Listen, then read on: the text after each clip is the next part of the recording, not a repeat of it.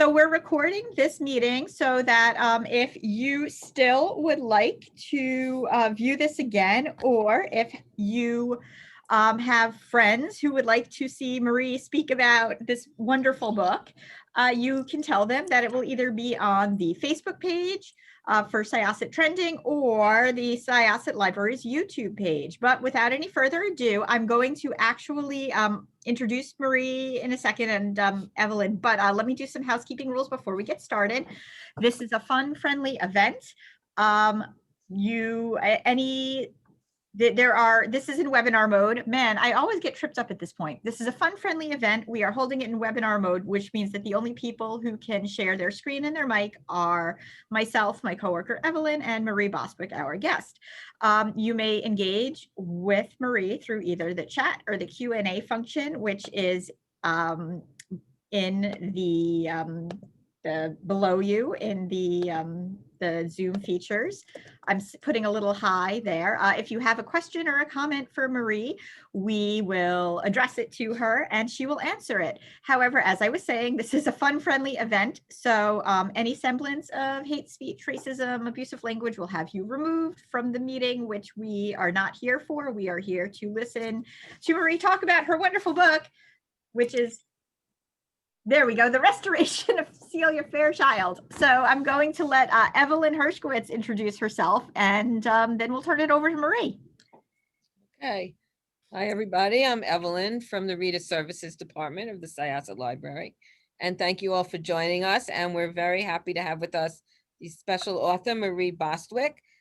Marie, we are thrilled to have you. And please tell everybody, one, how many books you've written, which is huge, very impressive library of books, and also what the story of the restoration of Celia Fairchild is all about.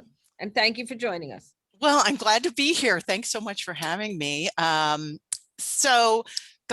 I actually am right now wrapping up. I'm working on revisions on my 20th book. Wow, congratulations. Thank you. No one is more amazed by this than me, really. Well, maybe my high school English teacher, but nobody else but me and her. So yes, and the 19th book was in fact The Restoration of Celia Fairchild. This is a book. It's very hard for me to give a short description of this book because there is a lot that is going on in there. So, and I work very hard not to do spoilers. So my rule of thumb is if it was on the back cover, I can tell you about it. So obviously the main character is a woman named Celia Fairchild. She lives in New York City as the book opens, and she's been there for about 15 years. She is an advice columnist. And she's very good at her job. She's excellent at giving advice to other people. She is a little less skilled at following the kind of advice she would give to other people herself. And that was part of my fascination in writing this book. I feel like that is the human condition. I don't know about you, but I give excellent advice to other people. I am less skilled at following my own advice. And as Celia says, you know, kind of do as I do and do as I say and not as I do is kind of a theme with her. So as the book opens, Celia is in New York and she is just kind of coming out of a divorce. That she was married to her husband for 3 years. And so it wasn't a long time, but you know, divorce is hard no matter what. And Celia had a lot of hopes going into this marriage. And probably she knew that there were a lot of red flags about her husband, but she decided to ignore them because she really felt like this would be her final chance to have a family, which is something she wanted very much. Well, she should have paid attention to those red flags because he was terrible. He had 5 affairs in 3 years of marriage, the first with the justice of the peace who married them. So yeah, it wasn't going well right from the beginning. Funny, huh? so that is how the situation opens with Celia, who is kind of dealing with this and sort of trying to wrap her head around like going forward and just resigning herself to her life as it is as a single person, suddenly the phone rings. And it turns out that one of the many dear birth mother letters she wrote as she was trying to get a family and adopt a child was still floating around out there. And she has gotten this phone call from an adoption attorney who has a client who may be interested in allowing Celia to adopt the baby that will be coming in a few months. Now, it's not a given. It's not a guarantee. There are 3 families under consideration. So Celia goes into the mode of, she thinks she needs to transform herself into ideal adoptive parent material. She's like, yeah, I've heard it takes a village. I got to get one of those. I got to get those little plastic things you stick in sockets so kids won't electrocute themselves. I should join a gym. Oh, and I need to get a raise. So she goes into her office thinking she's going to raise and comes out with, in fact, no job. And not only no job, she no longer has the ability to write under her pen name, Dear Calpurnia. Well, Celia is having one of those days. Have you ever had one of those days where it starts out really good and ends really bad? That's kind of how her day is going. Through a series of events that I don't want to give away too much, Celia is going to end up going back to Charleston, South Carolina, where she was born and raised, but has not been back to many, many years.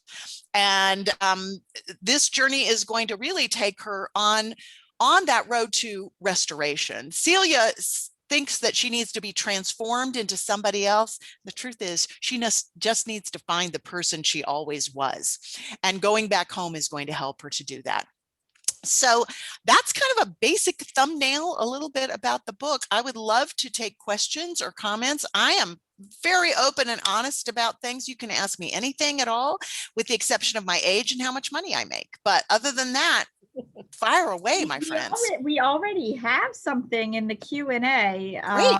Actually, Sarah says, I have those days. But okay, Marie would like to know, Marie says, and I love reading this in other people's voices. Hey, y'all. Hi, Marie. Marie, thank you so much for Celia Fairchild. We You're just got back from a Celia location tour of Charleston and absolutely loved searching for and visiting the spots you talked about in your amazing book. Tell us about the spots you talk about then, because I didn't know that people took tours. That's awesome. I love this. This is the first one I've heard. I actually have had people do that with other books of mine in the past, but this is the first Celia tour I've heard about. So this just delights me no end. I think the city of Charleston should hire me to come and give Celia tours. I think that would be great. So, I do sometimes use real locations in my books. And I do that because if you're from that area or you're visiting that area, I think it just gives readers a little thrill to be in the location. So that's something I like. In all of my books, I'm really known for a couple of things. I'm known for having a very strong voice. And by that, if you don't know, writers speak, right? I hate catchphrases, but a voice that a writer has means that you're actually kind of, the voice of the characters is very strong and very distinct and becomes kind of a voice in your head. So I'm known for that.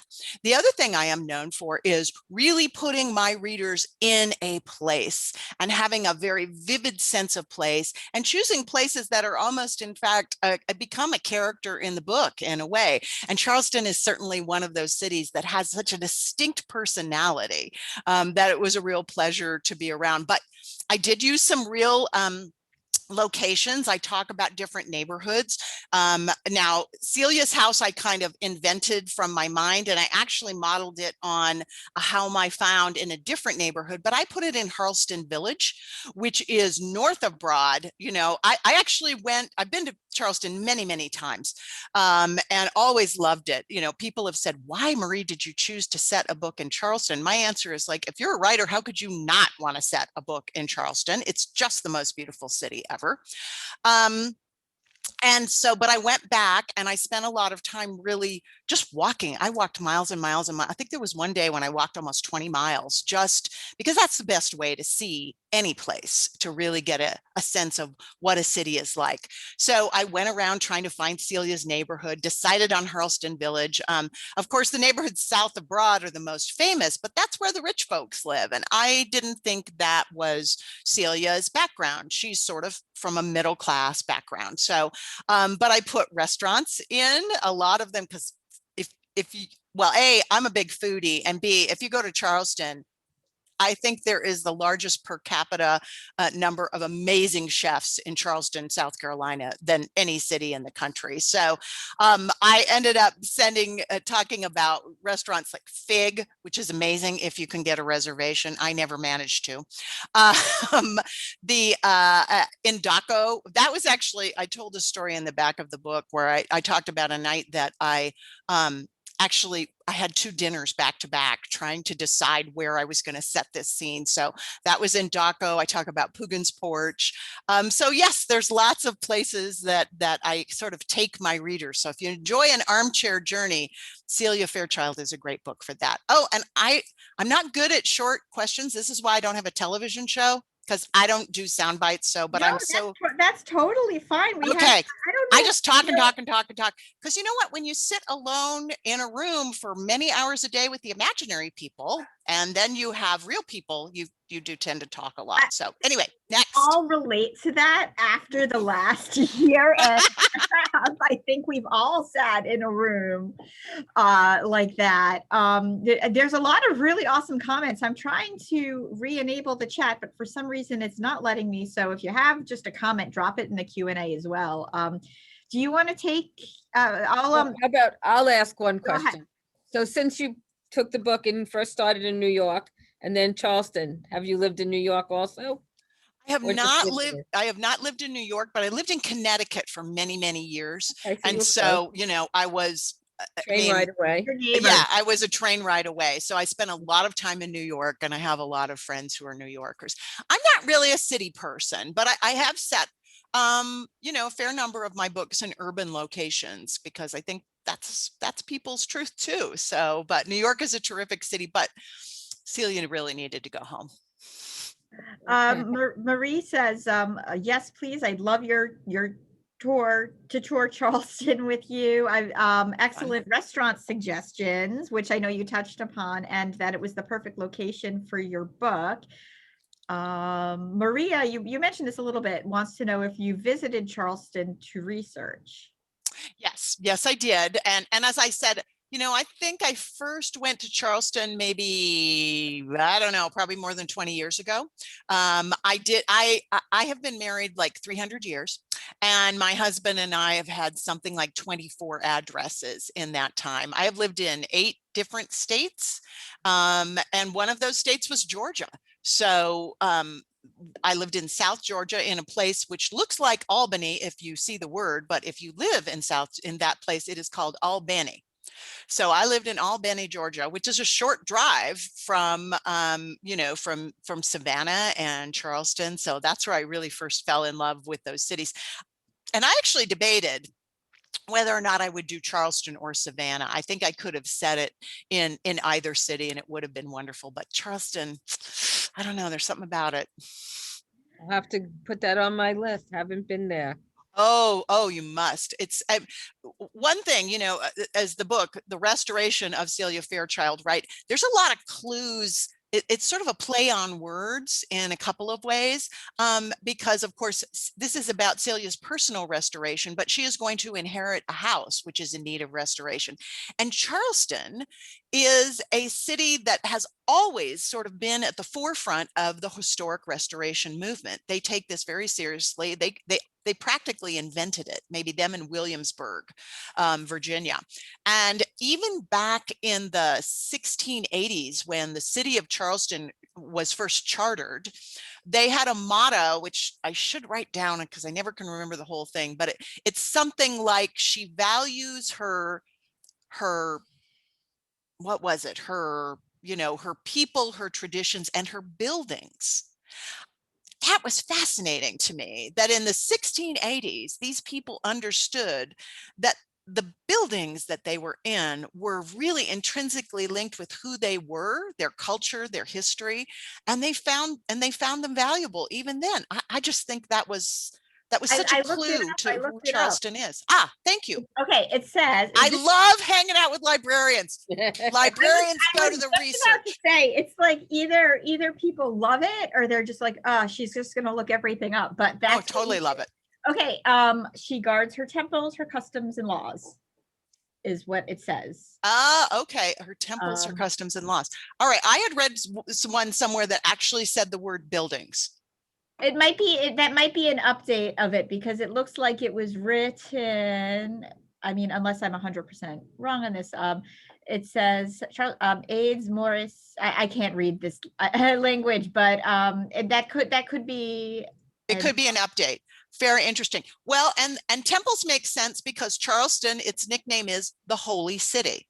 It has a zillion churches. There are churches everywhere and they're gorgeous. There's actually so there's another and then we can stop because I'm sure there's a million different translations of the I also see wisdom itself is liberty. She cares for her temples, customs, and rights.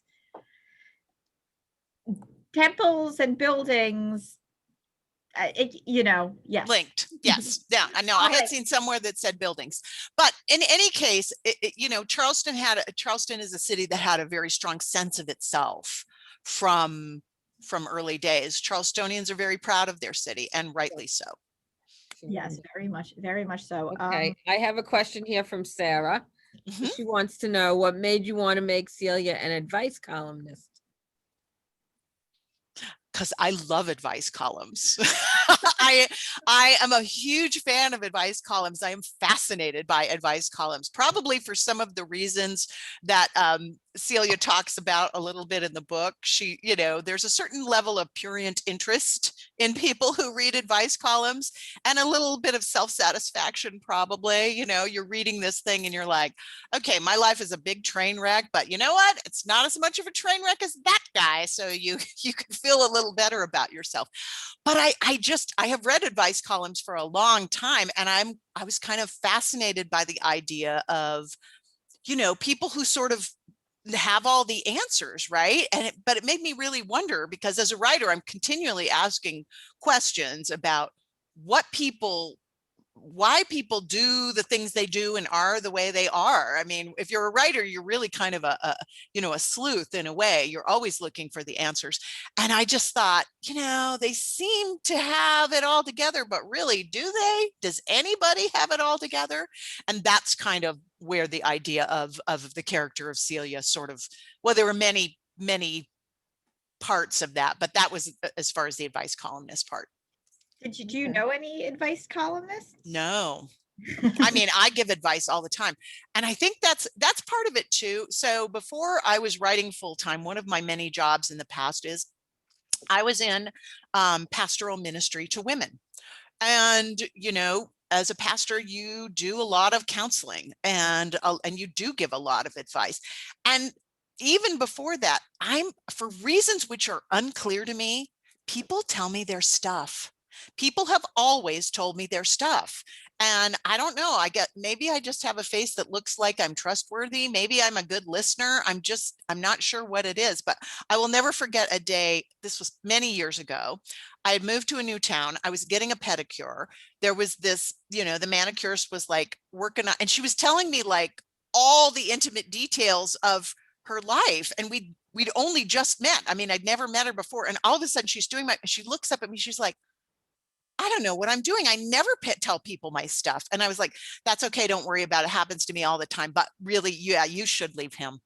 So I don't know. So maybe some of it's born out of my personal experience too, because I do give advice, but yeah, I'm my life is just as much of a mess as anybody else's.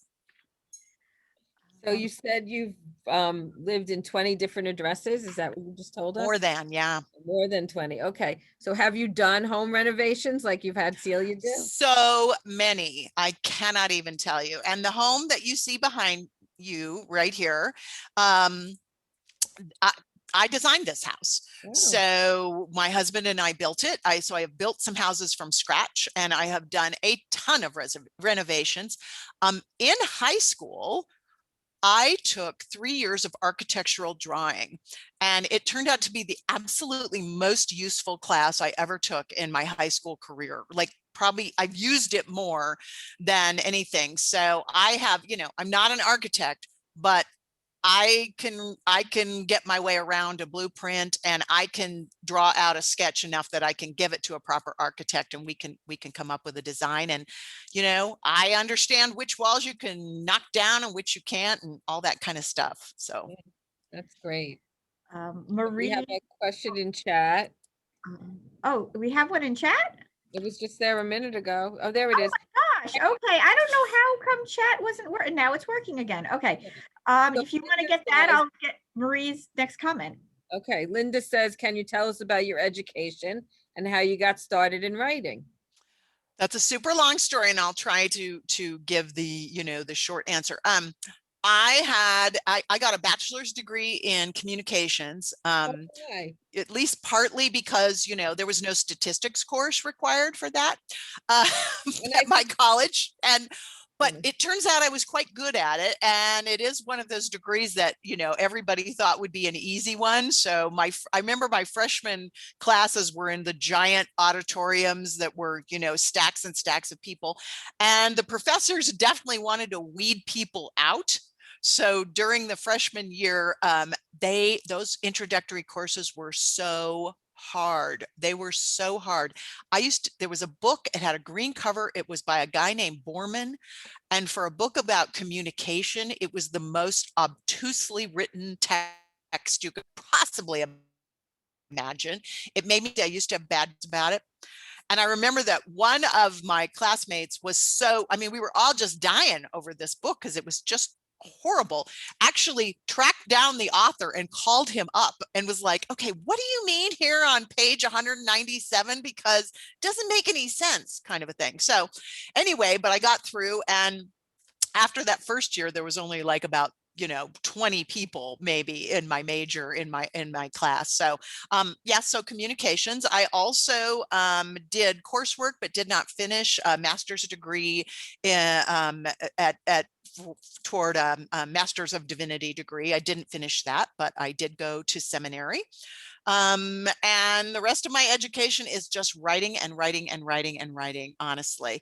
I have always written, really from the time I could hold a pencil and spell. I was a really early reader. I was reading by the age of 3, and I was writing. I have a distinct memory of writing things before my 6th birthday, and I know I wasn't 6 because I didn't live in that town after that point. And so I always wrote, and it was just what I did for me, and it was for fun. But in my early 30s, it's a long story, so I'm just going to do the short version. I sort of wandered into a writer's workshop, really almost by accident. And for lack of a better word, I was kind of discovered there. The gentleman who was facilitating the class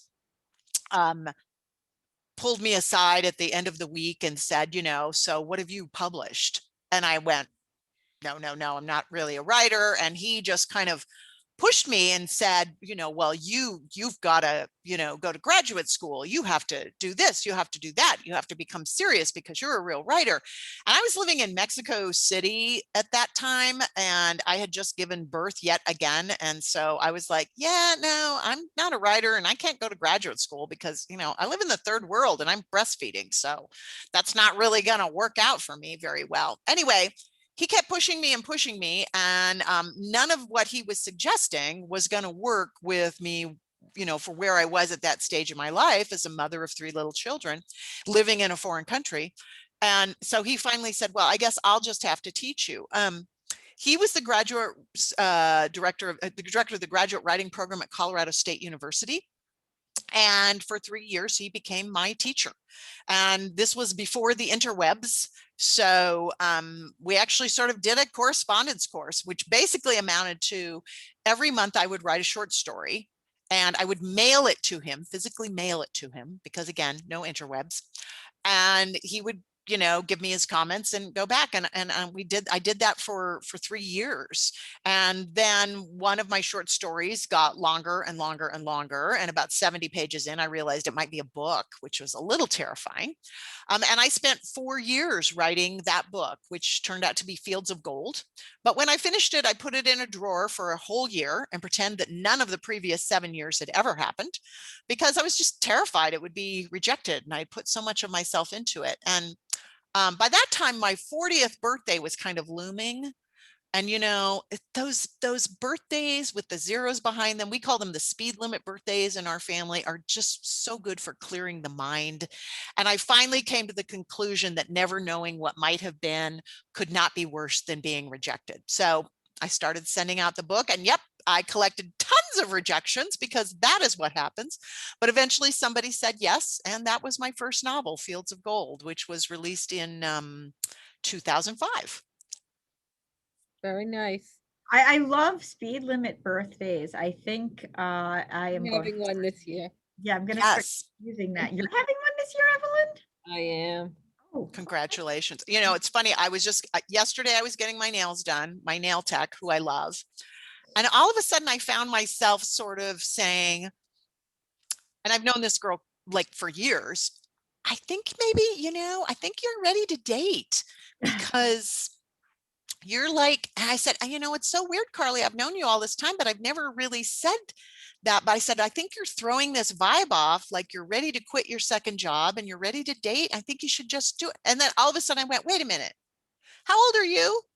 And she was like, I turned 30 in February. I was like, oh, that's what it is. It's a speed limit birthday. And she's like, you know, so she's throwing out kind of all these feelers that, you know, she's ready to move on. And yeah, so birthdays are yeah. great. Have you I put it's that so in any of your books?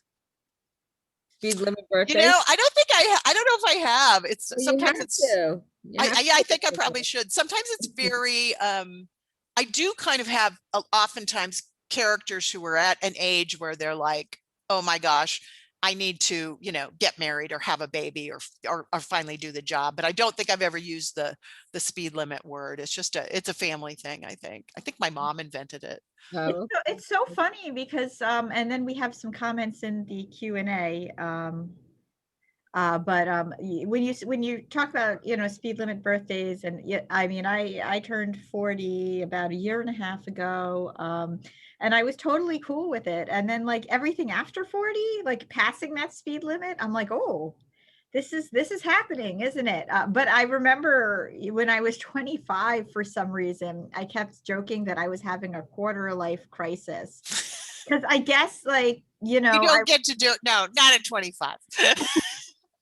It's too I soon. was like, well, I mean, you know, like, but that's the thing. Like now looking at it, I'm like, oh no, 25 is young. But at the Yeah. time, and maybe, you know, it was because things seem to be starting a little bit later for people now. Like 30 is the new 20, as they say, or whatever. But I was like, I'm 25. I'm supposed to be doing this and I'm supposed to be doing that.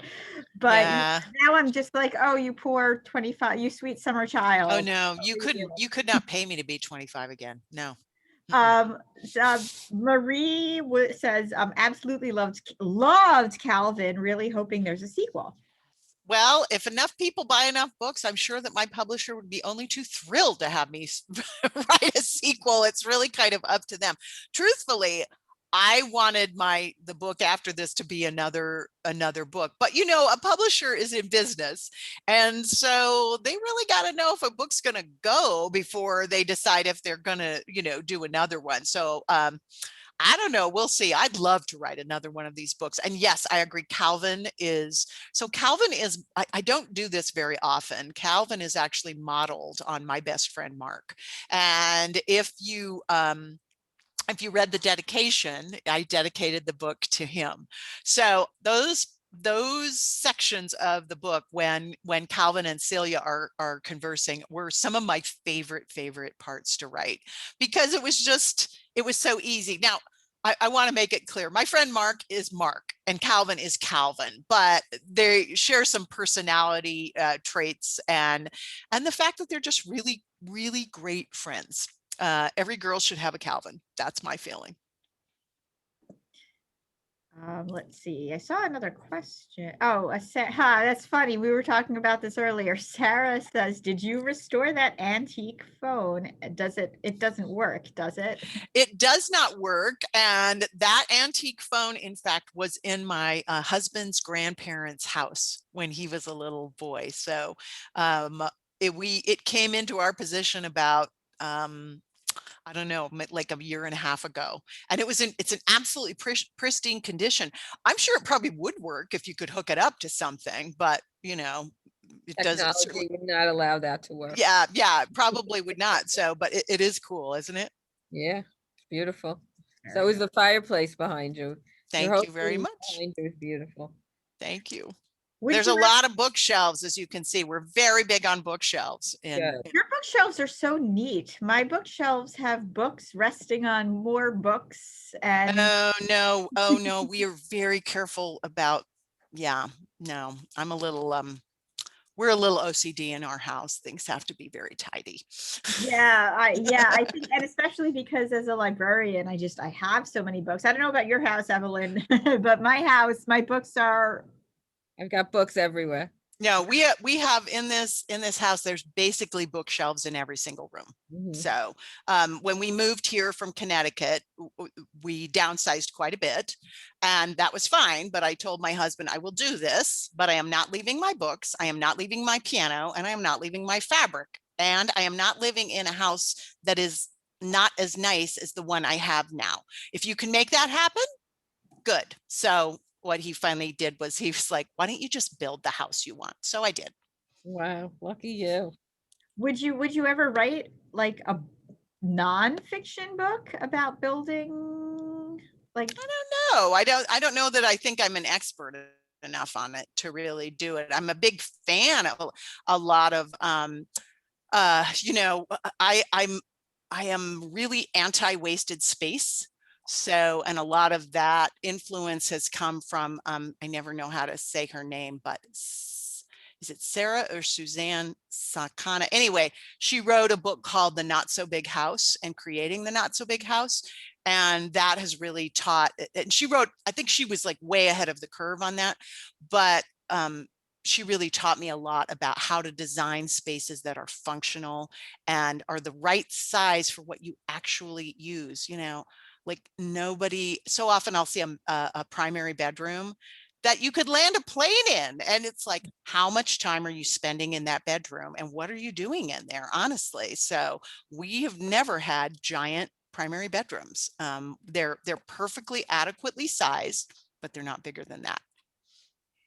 yeah, that's very funny. That's true. Even if you're sleeping a lot, Yeah. a lot of space.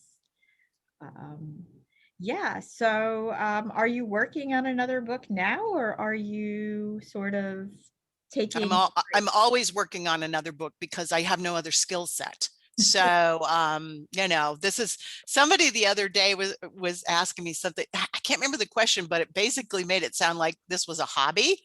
Writing books is too hard to be a hobby. Like this, it's my job. It's how I pay my bills and my mortgage, and it's how I sent my kids to college, and it's how I buy the groceries. So no, there's always, as long as, you know, there's always another book, and knock wood, there will always be a publisher who wants me to write another book. So I am working on another one right now, and hopefully I'm in revisions with it.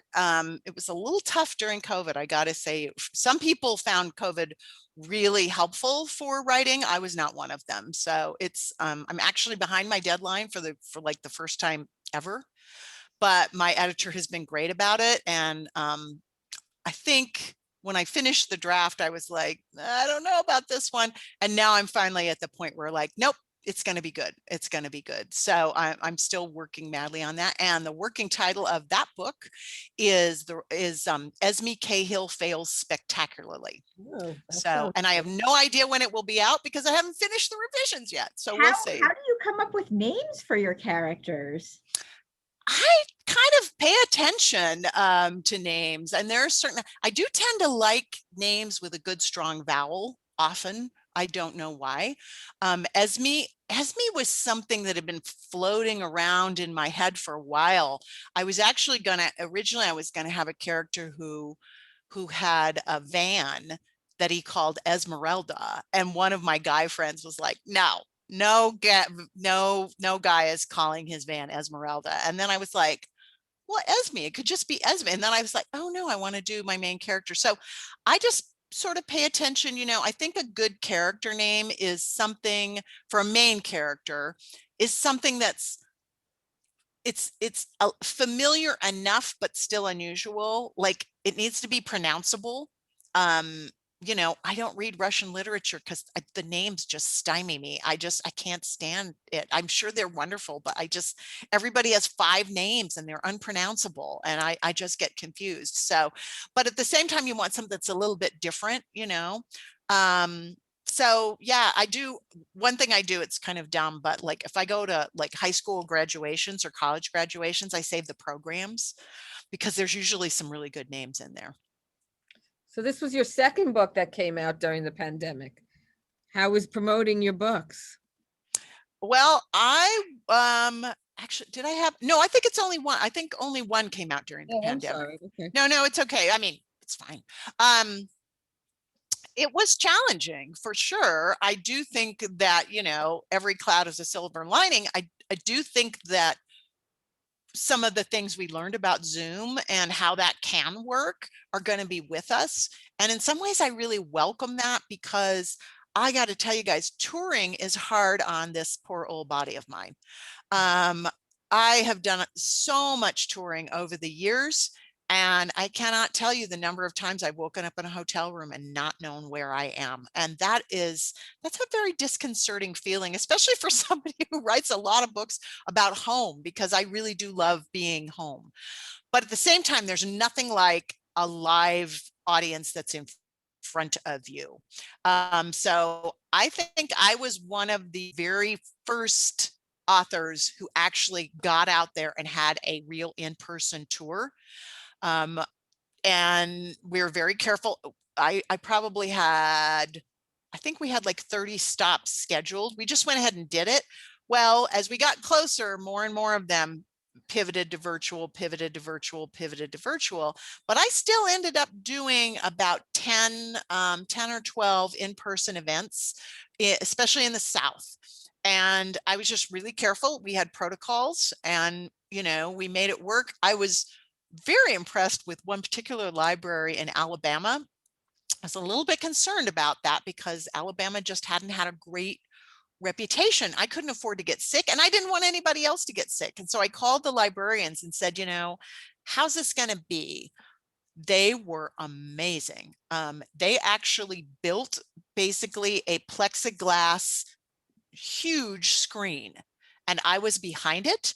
And it gave me, while I was signing books, it gave me the ability to interact with, and it was giant. People couldn't duck around it. It was probably 7 or 8 feet tall and 7 or 8 feet wide, and they suspended it from the ceiling. So that was really great. And a gloved staff member slid a book across the table, and I slid it to another gloved staff member, and they had a good crowd, but they were well socially distanced, and it worked. It was challenging, but we made it work. That's fabulous. Good. I'm glad. When was that? This year? The beginning? That was the book came out March 2nd, and I actually was on a plane by the 5th of March. I ended up going to Florida and actually just checking into a hotel room and doing a ton of virtual events from there, because the way we had done things, there was like, I had to get that plane. I couldn't, so my first event wasn't until like almost a week later. But the way the plane schedules worked, it was like I either got on that plane or I was going to have to cancel an event, virtual or otherwise. So that's what we did. Wow. Wonderful. I'm glad that everybody was safe. That's the most important thing. Yeah, and librarians, we're really good at like whipping something up last minute too. Well, they were really on top of it. I was so, and that was the case really every place I went. There were protocols, there was distancing, and we really made it work. And I was super careful. And so, and now I'm all vaccinated and it's all good. Great. So your cobbled court quilt series is embraced by quilters and not non-sewers alike. So I Yes. guess that must be one of your hobbies. So you must be good at something other than writing. That's true, but nobody will pay me to make quilts for, I mean, they might, but they're not going to pay me enough to make quilts to, to actually make a living. So yes, I have been a sewist for many, many years. I never met a fiber art I didn't love. So I crochet, I knit, I embroider. If my husband wouldn't divorce me, I would totally have a floor loom right this second. I would love to have a floor loom. It would be amazing.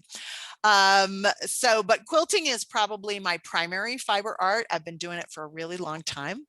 And it just naturally has worked its way into my books. I do want to make it clear to people though, like it's half of my readers like don't quilt and can't even thread a needle and don't ever want to try. And that is fine. These books are not about quilting. They are not about crafting. You can't write a novel about quilting or crafting. That's called a pattern book. So my books are about relationships and the lives and problems of my characters.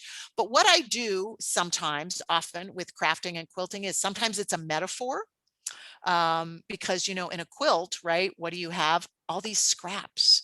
And you got to figure out how to put it together into something that's beautiful and useful. Well, isn't that what we do with life? Yeah. You just don't know the hand you're going to get dealt, and it's up to you to work with what you've been given.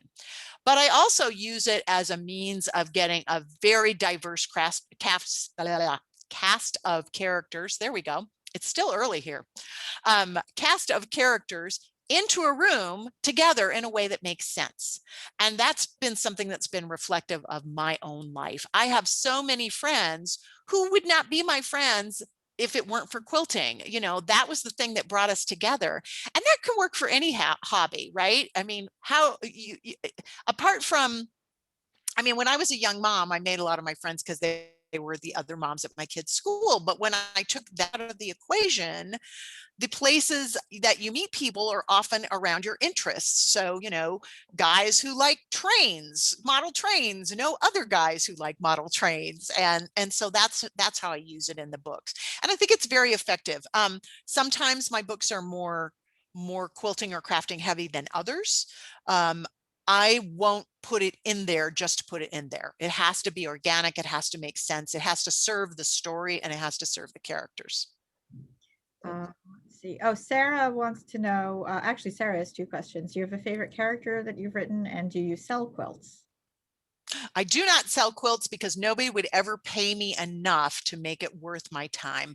If you get a quilt from me, it is because I love you dearly. So quilts are just there. People who don't quilt have no clue about how hard that is. And it's kind of like writing books, actually. If you don't do it, you don't know what really goes into it. So no, I do not sell quilts. Let's see, what was the other one? Favorite character. Oh, favorite character. I have a few. I have to say, I'm kind of in love with Celia. She is, I said before that I struggled a little bit with getting into my next book. And part of it is because I kind of had a book hangover. I just wanted to keep writing Celia's story again and again and again. But a couple of my other favorite characters, probably the character that's closest to my heart is a woman named Marie Templeton. She makes some cameo appearances in the Cobbled Court books, but I loved her so much I ended up giving her two of her own books, one of which was Between Heaven and Texas, and the other was From Here to Home. Marie is, she's just that, like, she has that mix of grace and grit and sass that I have found in certain women I met in Texas, and I've lived in Texas several times, that I just love. She is a terrific quilter, very, very skilled. But the thing about poor Marie is she just has no taste whatsoever. But fortunately for Marie she has a son named Howard who happens to have Down syndrome. And Howard has wonderful taste in fabrics and colors and textures. So Howard chooses all the fabrics in his mother's quilts. And I loved that because they're kind of two sides of the same coin, and they they help each other. They wouldn't be who they are without each other. So that was beautiful. And so Marydale's funny, and I love that. I love characters who are funny. Another character that I loved writing was Abigail in the Cobbled Court series. She is kind of a pain, but she's a lovable pain. So characters are sometimes so much more fun. yes. Like when I was a kid, and I first read Lion, the Witch, and the Wardrobe, I kind of had an affinity for Edmund, even though he had so many issues. He was difficult, and I guess in the end he learns a lesson, but he had so much personality that he was sort of, hit between him and Lucy. Lucy was very sweet, but Edmund, he was sour, and he annoyed me, but I enjoyed reading him. Yeah. I know. I think those characters, I mean, it's like Calvin was so much fun to write. And I love the funny characters too. And this book has a lot of humor in it. Probably I've allowed myself to delve more into humor with this book than any other book, with the exception of Between Heaven and Texas.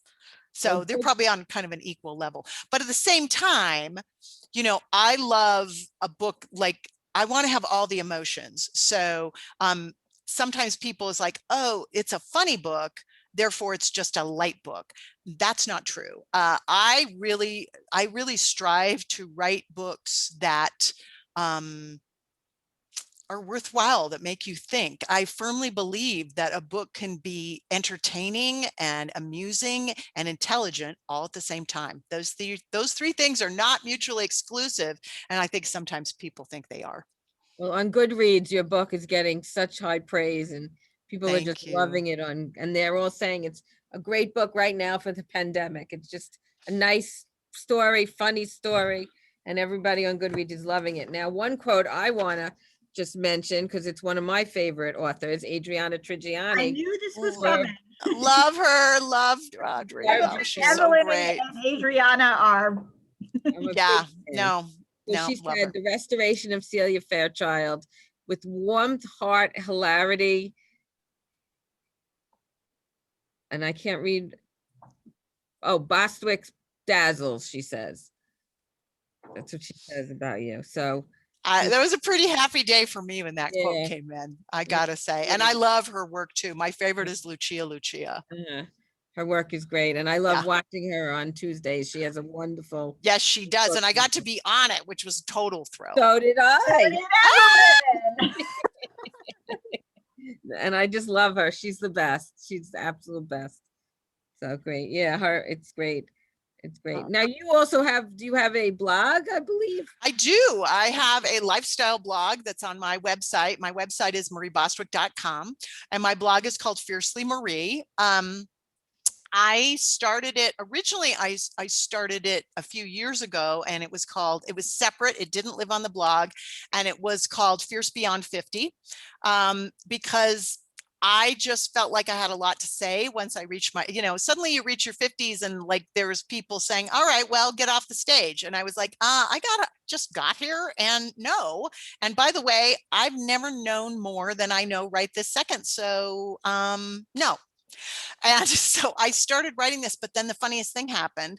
I realized that like we could see that a whole bunch of the people who were coming to the blog weren't 50, they were under 50. And then I was like, oh yeah, because fierceness is like timeless. It doesn't have an age limit or designation.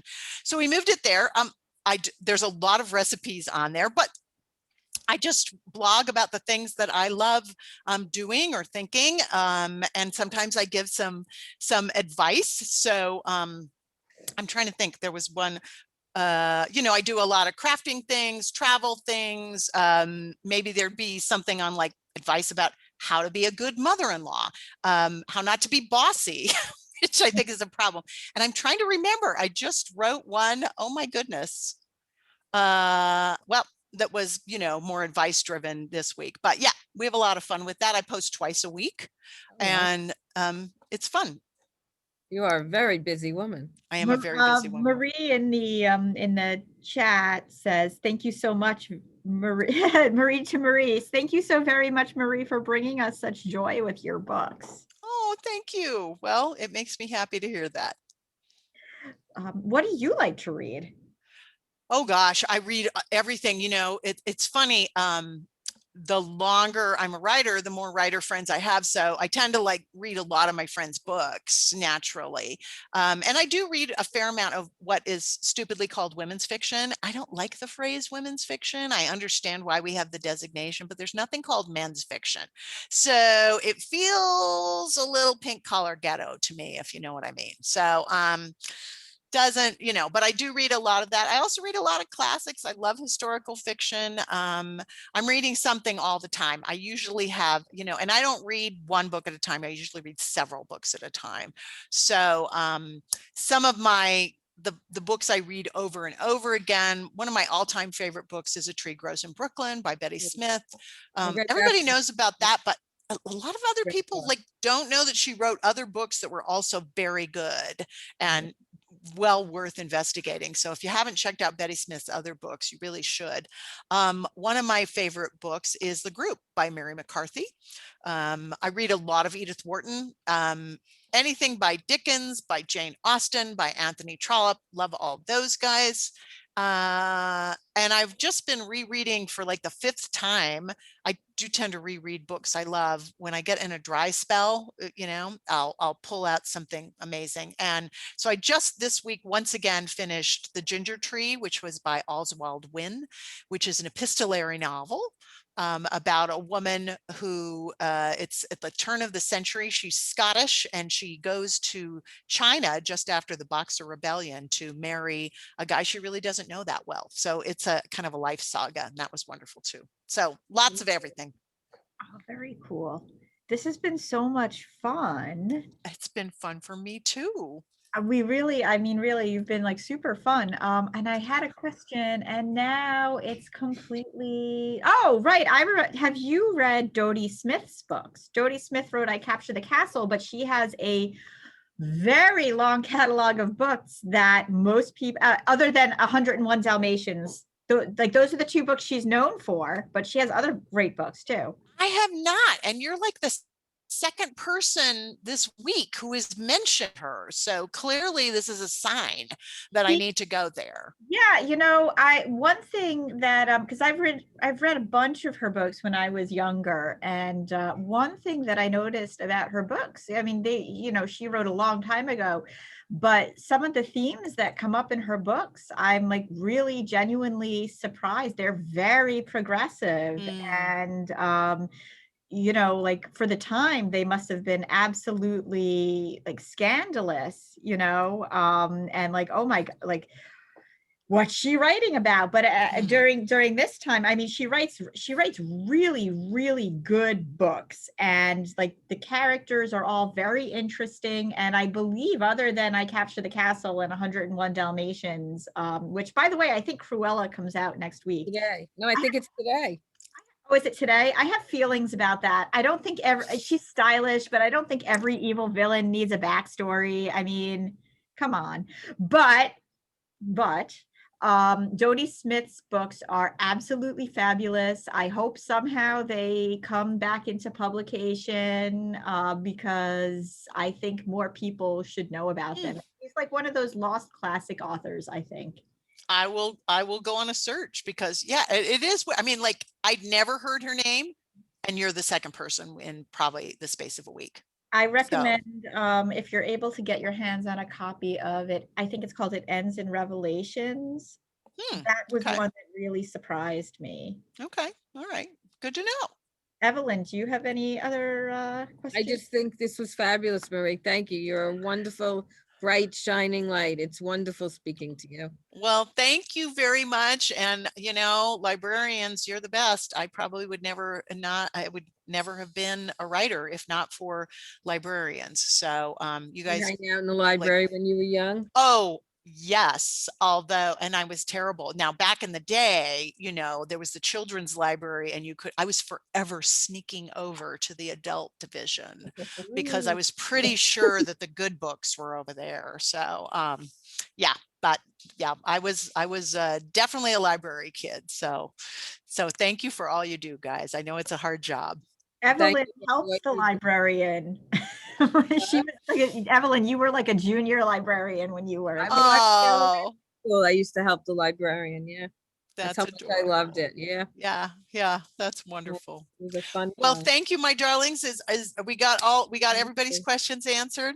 Yes, I believe so. Thank you very much to, I believe, William Morrow and to Harper Collins for sending us your way. Everybody over there is fabulous. Yeah, they are. Check out the Restoration of Celia Fairchild at your library, or run to your local bookshop or bookshop.org. If you want to see, Marie is holding Calvin hostage. If you want to see more Calvin. That's right. There it is. Yeah, you Oh, want and there's dogs in it too. So there's that. I love the cover also. Yes. I thought that, yeah, they did a great job. All right, All- everybody, have a wonderful rest of your day. And Thank you. thanks again. Thanks Thank for you, having Maria. lunch with us. Bye-bye. Bye, thank you.